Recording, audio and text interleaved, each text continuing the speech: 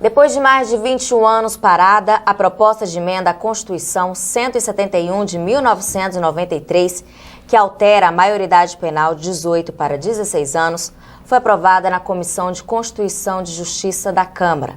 Para falar sobre esse assunto que divide opiniões no país com mais de 500 mil presos e também as eleições diretas para os dirigentes nos tribunais, o Brasil Justiça, desta semana, recebe o presidente da Associação dos Magistrados do Distrito Federal, desembargador Sebastião Coelho, magistrado há 24 anos. Doutor Sebastião, muito obrigada pela sua presença aqui no programa da MB, o Brasil Justiça. Eu que agradeço, Renata, a honra do convite para poder esclarecer no que for possível, especialmente para a população, porque os juristas já sabem bem dessa matéria. Doutor Sebastião, o que diz a proposta de emenda à Constituição 171 de 1993, que altera a maioridade penal de 18 para 16 anos? Em termos básicos, essa emenda constitucional, ela eleva a imputabilidade penal, ela reduz para 16 anos. Hoje, a imputabilidade está nos 18 anos. Com a aprovação desta emenda constitucional, reduzirá para 16 anos e a esse menor com 16 anos vão ser atribuídas as mesmas penalidades que hoje são previstas para os maiores de 18 anos. Como fica a questão da pena? A pena seria a mesma, não teria diferença. O que o maior hoje, 18 anos, é apenado, esse menor de 16 anos também será apenado. Lógico, algumas discussões vão ser feitas ainda, onde algumas variações podem acontecer. Tratar apenas para crimes hediondos ou aqueles crimes de natureza mais grave. Mas o fato concreto é que quando se instalar efetivamente a comissão especial que vai analisar a matéria, fica absolutamente tudo em aberto. Não podemos dizer qual o texto fechado vai sair da Câmara dos Deputados, se evidentemente vier a ser aprovado, o que eu sinceramente não acredito. Esse assunto é polêmico e tem provocado debates acalorados. O que argumentam os que são contrários à redução da maioridade penal? A questão da maturidade. É claro que o menor com 16 anos, ele não tem a mesma maturidade do pessoa com 18 anos. E, basicamente, essa é uma medida que ela irá atingir a população mais carente desse país mais uma vez. Porque o menor infrator, na sua maior quantitativo, está nas camadas mais necessitadas da sociedade. Aqueles que não tiveram oportunidade de estudar, aqueles que desassistido dentro das próprias famílias, sem assistência do Estado. Então o menor, ele é abandonado pelo Estado e, em razão desse abandono, ele é adotado pelos criminosos. Os criminosos oferecem facilidades e eles vão para essas facilidades. O que nós devemos modificar é a questão da utilização desses menores pelos maiores. Ou, em caso de crimes graves praticados por esses menores de 16 anos, que eles possam ter uma proporcionalidade da pena que é imputada para o maior de 18 anos. Ou, então, fazer uma alteração do tempo de internação. É o suficiente, não há necessidade de emenda constitucional para solucionar esse problema. Mas é o que nós temos. Nós temos hoje uma sociedade com medo. A sociedade brasileira hoje ela está aterrorizada com os crimes cada vez mais graves que ocorrem, e em sua maioria praticada pelos maiores, mas quando coloca-se o menor e traz esse debate para dizer, não, então vamos reduzir a maioridade penal para 16 anos, que nós vamos reduzir a criminalidade. Não precisa isso. Basta que o maior que utiliza o menor, nós temos uma lei do ano de 1954, a Lei 2252, que fala que o maior que utilizar o menor na prática de crime ou induzi-lo à prática de crime, ele pode ter uma pena autônoma de 1 a 4 anos de reclusão. Ora, se você fizer uma modificação infraconstitucional para dizer que aquele adulto que praticar o crime utilizando do menor possa ter a sua pena dobrada, por exemplo, já será suficiente. E aquele menor, nos crimes graves que ele participou ter um tempo maior de internação, que esse termo do Estatuto de Internação, sofisma, na verdade é uma prisão. Prisão, em alguns casos, com maior repressão do que no próprio sistema carcerário nacional, que já é um caos absoluto e é do conhecimento de todos. Agora, os que são favoráveis à maioridade penal dizem o quê? O medo. A questão é o medo.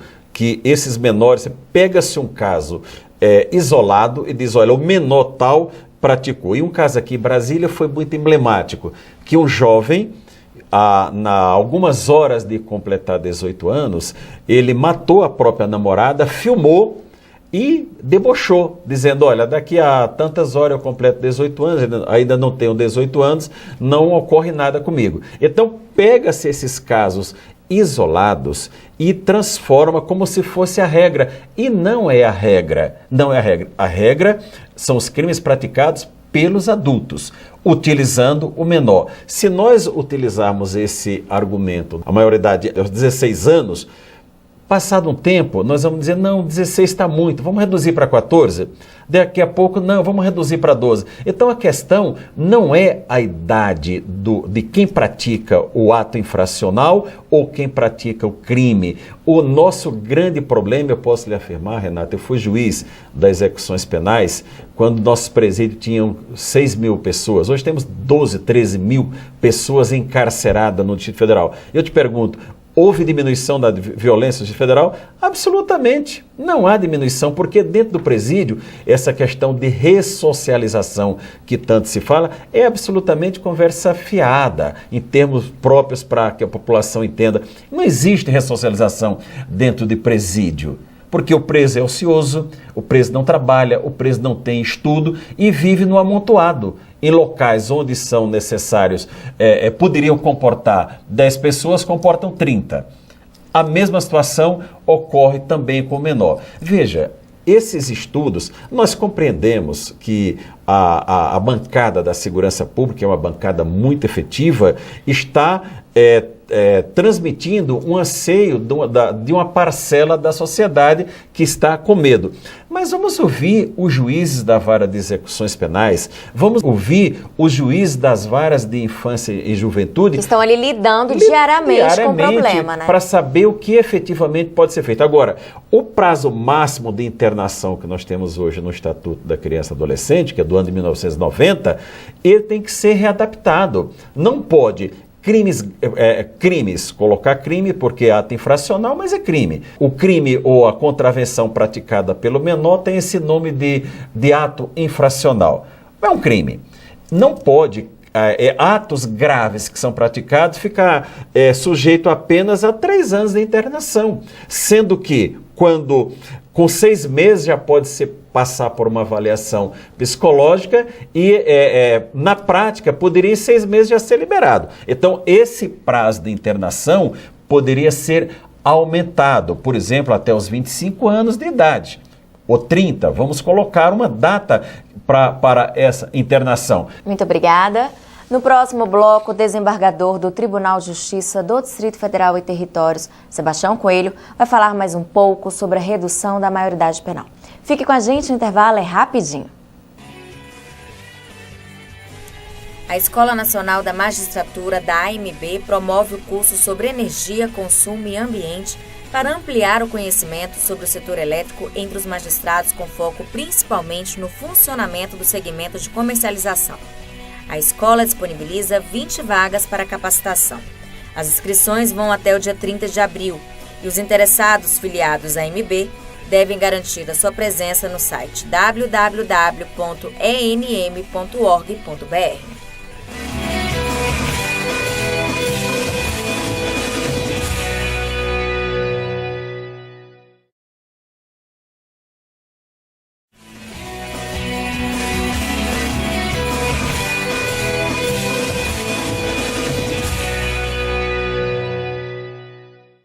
Estamos de volta com o programa da AMB, o Brasil Justiça. No primeiro bloco, conversamos sobre a proposta de emenda à Constituição 171 de 1993, que altera a maioridade penal de 18 para 16 anos. Agora, o desembargador do Tribunal de Justiça do Distrito Federal e Território, Sebastião Coelho, vai falar mais um pouco sobre esse assunto que divide opiniões e é bastante polêmico. Doutor Sebastião, o que diz a legislação brasileira sobre infrações de quem não atingiu a maioridade penal?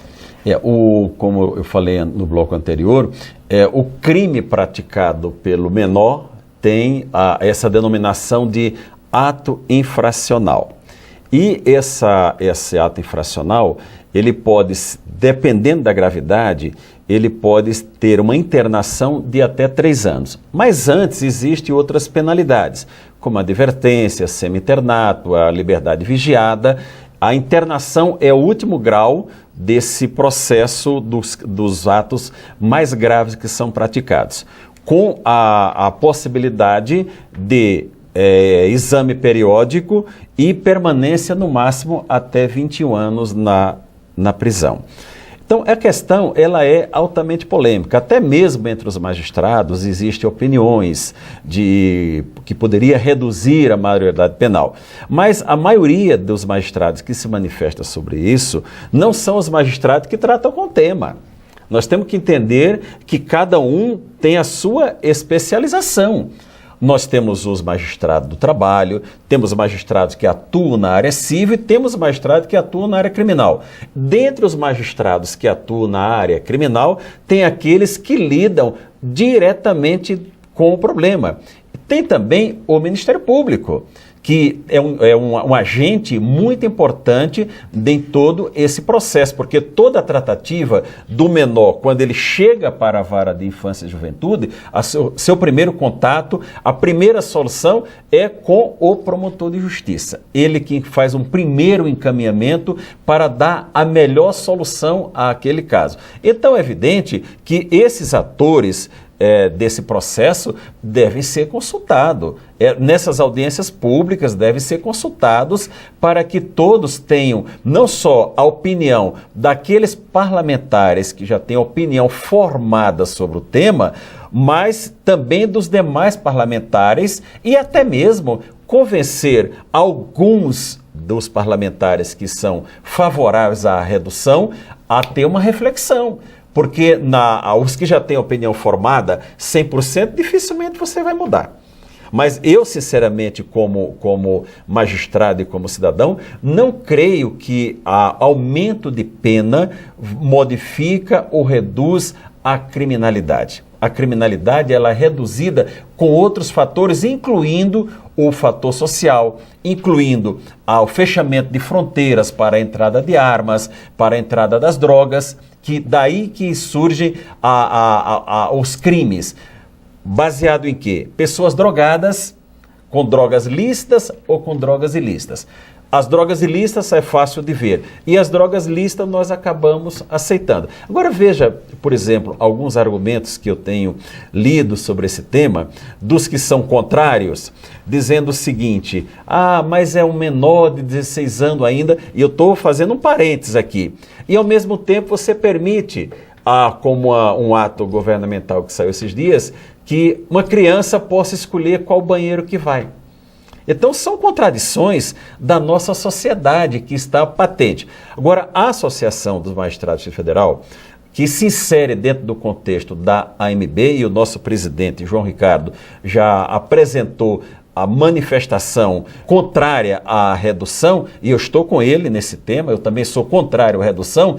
Podemos ter até problema interno. Alguns magistrados dizem: eu não fui consultado, mas nós temos uma representatividade. A diretoria atual da AMB foi eleita para desenvolver um programa de governo, que esse programa representa toda a magistratura nacional.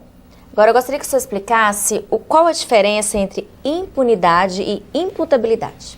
A imputabilidade ela está relacionada a você ter atingido determinada faixa etária para se tornar imputável. Ou seja, você vai responder, que hoje estamos nos 18 anos, para responder pelos crimes que pratica ou pelos atos infracionais daqueles que não completaram 18 anos. Já a impunidade, ela é um contexto geral. A impunidade ela está relacionada aos crimes ou atos infracionais que são praticados e não são apurados. Isso é impunidade. Aqueles que são apurados, mas que não são apresentadas provas suficientes para uma condenação, e mesmo aqueles que são absolvidos. Para a população, alguém que é absolvido num tema, por exemplo, que a imprensa bateu bastante, que criou uma expectativa de que alguém fosse condenado e ele absolvido, no ponto de vista daquele que previa essa condenação, está ocorrendo uma impunidade. Mas a impunidade, ela está relacionada ao contexto geral de o que se espera quando alguém pratica um ato que é contrário à lei, que ele seja punido. E se ele não é punido por esse ato contrário à lei que praticou, aí vem esse conceito da impunidade. O fato do adolescente ser inimputável não o exime de ser responsabilizado? Não, porque ele é responsabilizado hoje como o ato infracional. Ele é responsabilizado, mas dentro de um outro contexto. Veja, o que a Lei 8.069, que trata do Estatuto da Criança, no seu artigo 1º ela já diz, é uma lei de proteção à criança e adolescente. E se você anda por essa lei, só lá no artigo 101 é que nós vamos começar a ter alguma coisa com relação a ato infracional. Mas todo o espírito do Estatuto da Criança e Adolescente é um espírito de proteção, mas o Estado não protege, as famílias não protegem. Hoje, quando, Renata, um jovem não respeita o próprio pai, a própria mãe dentro da sua casa, como é que nós vamos esperar que ele respeite alguém lá na rua? Essa é a realidade. Nós não podemos ter essa ilusão de que ele não tem essa proteção dentro de casa, essa educação dentro da sua própria casa e que ele será na rua um santo, não será. Eu lembro bem, quando fui juiz da vara de execuções penais, o colega a quem eu sucedi, ele me disse o seguinte: Sebastião, dentro do presídio só tem uma efetiva proteção, assistência, é assistência religiosa. Então, aqueles que dentro do presídio recebem assistência religiosa, e aqui eu não estou falando de denominação religiosa, mas assistência religiosa, a possibilidade de se recuperar é real. Aqueles que não têm essa possibilidade não se recuperam. E o índice de reincidência, ele é absurdo, infelizmente, no nosso país. Muito obrigada. No próximo bloco, o desembargador do Tribunal de Justiça do Distrito Federal e Território, Sebastião Coelho, vai falar sobre as eleições diretas nos tribunais. Fique com a gente, o intervalo é rapidinho.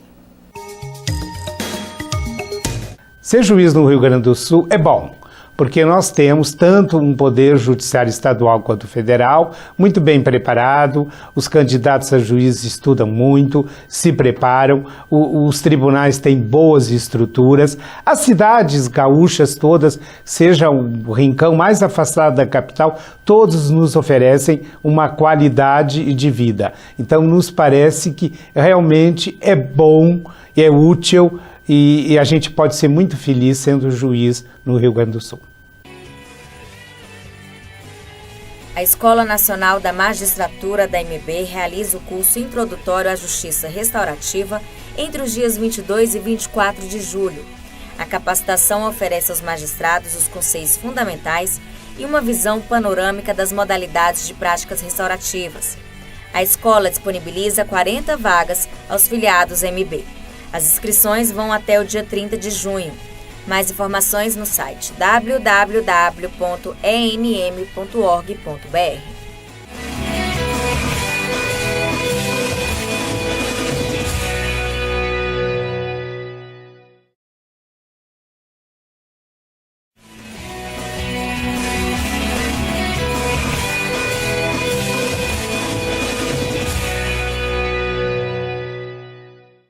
Estamos de volta com o Brasil Justiça. Nos 2 blocos anteriores, conversamos sobre a proposta de emenda à Constituição 171 de 1993, que altera a maioridade penal de 18 para 16 anos. Agora, o desembargador do Tribunal de Justiça do Distrito Federal e Território, Sebastião Coelho, vai falar das eleições diretas nos tribunais. Doutor Sebastião, em que consiste o movimento das eleições diretas nos tribunais? Democratização do Poder Judiciário. É o único poder fechado que nós temos. O Poder Executivo, a cada 4 anos, é renovado pela vontade do povo, como também o Poder Legislativo. E o que acontece com o Poder Judiciário? Nós temos uma lei Complementar 75, do ano de 1979, antes da Constituição, onde essa lei prevê que os cargos de administração serão exercidos por desembargadores que tenham o mesmo número do cargo de administração. Resumindo, só os mais antigos podem ascender a esses cargos. Por qual critério? Mérito? Não. Pelo critério de ser o mais antigo. E nós não podemos confundir a capacidade do julgador, os seus conhecimentos jurídicos, a sua sensibilidade do julgador com a sensibilidade do administrador. O administrador é uma coisa completamente diferente. Então, o que nós vimos ao longo do tempo, especialmente quando não tínhamos CNJ, as administrações de tribunais, basicamente, eram administrações nepotistas, em colocar os seus parentes e os seus amigos nos cargos-chave. Com o CNJ isso mudou, que agora nós temos algumas regras. Temos algumas regras que devem ser seguidas e o nepotismo afastou. Embora ainda tenhamos nepotismo cruzado. Se for investigar, tem. Então veja bem, Renata, hoje um jovem com 21 anos, ele pode ser prefeito de capital. Imaginemos uma capital como São Paulo, que é o segundo orçamento do país. Um jovem de 21 anos pode ser prefeito. 30 anos pode ser governador de estado. 35 anos pode ser presidente da República, pode ser vice-presidente, senador. Mas para ser administrador de um tribunal, tanto um tribunal com 10 desembargadores, pequeno, ou um tribunal como 350 ou mais, como São Paulo, se você não for o mais antigo, não pode administrar. E algumas coisas na vida, elas dependem de vigor físico, inexoravelmente. Alguém que vai trabalhar numa administração já com 69 anos, 68, ele já está no final, já está cansado. E o mais preocupante do que isso, ele não terá responsabilidade futura. Ele termina o seu mandato, completou a idade e vai para casa. E os seus atos vão ser verificados por outros. Não, nós temos que ter pessoas que, em primeiro lugar, para chegar às administrações, possam apresentar propostas. O que eu quero fazer na administração? Só para os magistrados? Não. Também com relação aos servidores. O que eu vou fazer para os servidores? Com relação aos magistrados, a primeira instância representa a maioria absoluta da magistratura nacional e não tem qualquer participação, pelo menos não tinha, até essas mobilizações, nas administrações de tribunais. Quem vai ser o próximo presidente? Já está escolhido porque é o mais antigo. Não. Pelo sistema que nós estamos propondo, quem quiser ser presidente de tribunal ou vice-presidente terá que apresentar um projeto que vai ser submetido aos desembargadores e ao juiz. E esse juiz vai dizer, não, isso daqui vai ser bom para o nosso tribunal. Como é que nós podemos admitir que o magistrado de primeiro grau, que decide sobre bilhões de reais de empresas, de vida, de patrimônio das pessoas, tem capacidade para isso, mas não tem capacidade para dizer, dentre aquelas pessoas que ele convive, que sabe qual é a conduta, que sabe qual é a capacidade ou não, se poderá administrar o seu tribunal. Então, essa mudança é fruto do empenho das associações capitaneadas pela MB e nós vamos vencer. Eu tenho fé de que nós vamos vencer, independente da emenda constitucional que está tramitando no Congresso Nacional. No Brasil, já foram realizadas 7 eleições presidenciais diretas. No Poder Judiciário, após 30 anos, por que os magistrados não conseguem eleger os dirigentes dos seus tribunais? Pela resistência. Os mais antigos querem uma reserva de poder. Eles imaginam o seguinte, olha, eu sou o primeiro, o segundo, o terceiro mais antigo, o que está lá é o primeiro, eu serei o próximo. Então eles têm uma confiança de que essa antiguidade o levará ao posto. Digo que alguns que já administraram tribunais, eles não seriam eleitos nem para síndico de prédio, pelas administrações péssimas que fizeram, e os casos, eles polulam pelo Brasil afora. Não precisa fazer muita pesquisa com relação a isso. Então, essa campanha que a AMB iniciou o ano passado, no dia 31 de março, protocolando em todos os tribunais, em alguns nós já temos frutos. Nós já temos, por exemplo, 3 tribunais do trabalho que já aprovaram a eleição direta. Rio de Janeiro, Rio Grande do Sul e Espírito Santo, onde os seus juízes vão escolher os seus dirigentes. Mas tivemos avanços também. O Tribunal de São Paulo, Rio de Janeiro, Paraíba e, salvo engano, Minas Gerais, já aprovaram mudança no seu regimento para permitir, no mínimo, que todos os seus desembargadores são eleitores, mas que eles possam ser elegíveis. E não só o mais antigo. É um avanço, mas não é o suficiente. Essa campanha da AMB direta já no Poder Judiciário é um processo irreversível? Não há dúvida. Não há dúvida.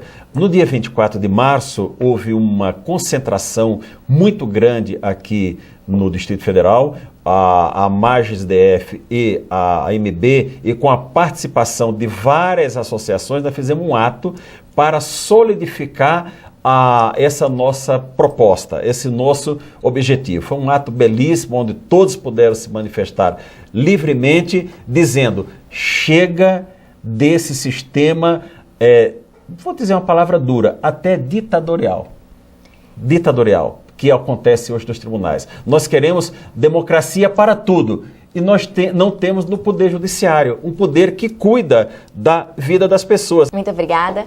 Chegou a hora da gente conhecer no quadro Vida de Juiz um pouco da trajetória dos magistrados. Meu nome é Rogério Favreto, sou desembargador federal do Tribunal Regional Federal da 4ª Região. Escolhi a magistratura como uma forma de participar mais efetivamente da prestação da justiça e da efetivação dos direitos fundamentais. E a minha dica para aquele que busca essa carreira é que, além do aperfeiçoamento dos estudos, das leis normativas, da jurisprudência para aprovação do concurso, que também procure entender a vida em sociedade, a importância desse cargo que vai trazer repercussões na vida civil, na vida do cidadão, da sociedade. É importante que estejamos também com essa sintonia, essa compreensão da vida comum do cidadão, para não nos isolarmos dentro de uma perspectiva apenas jurídica. Então, além do estudo, estar em sintonia com a vida em sociedade. Agradeço ao desembargador Sebastião Coelho pela entrevista. Eu que agradeço a honra do convite, e a magistratura tem que se mostrar para a sociedade como bem está fazendo a Associação dos Magistrados Brasileiros. Muito obrigada. O nosso programa termina aqui. Se você quiser participar ou sugerir algum tema, escreva para o nosso e-mail brasiljustiça@amb.com.br. Muito obrigada pela sua companhia e até o próximo.